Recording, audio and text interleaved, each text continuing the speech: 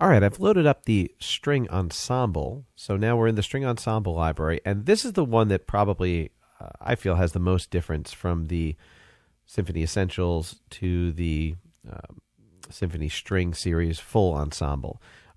You're talking about 3.5 gigabyte library compared to almost a 35 gigabyte library. It's literally like 10 times as large. You have automatic divisi in the full version, true legato samples, 4 different mic positions, and 10 different articulations as opposed to 7, and time stretching, and divisi sections, and a mixer page. So you notice this one, unlike the brass ensemble one, there's no mixer page for this one. This is definitely a lot more entry level. That's not that it doesn't sound fantastic. It does. It sounds great.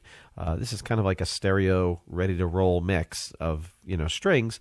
But if you want that control, this is if you're going to upgrade one library, it's the one I'd upgrade.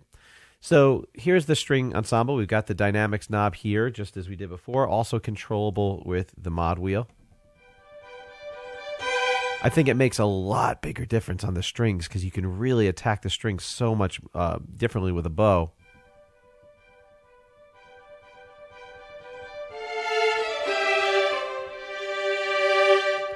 And the other thing you'll notice is we've got a brightness control here, which can be really important for strings. So although we don't have in the effects the filter that we did, you can control the brightness here.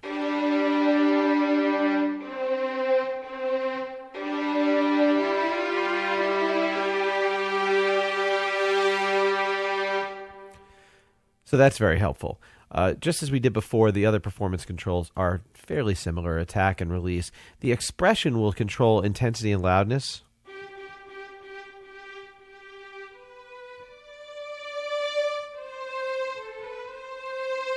So that's something else that I map in addition to the mod wheel.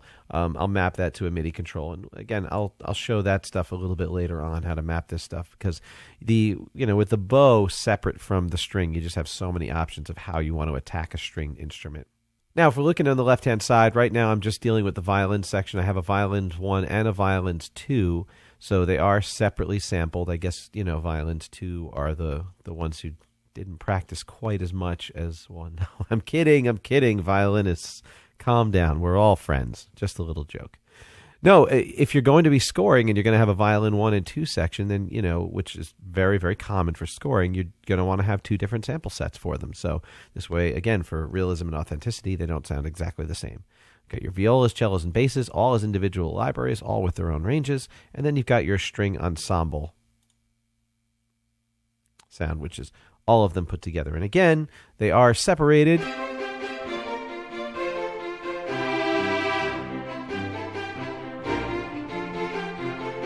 And it sounds pretty good, but you don't have any control over the separation. They just are what they are, and that's the way it is. So it's still useful. It's just this is the one that definitely there's a big difference between the Symphony Series and the Symphony Essentials.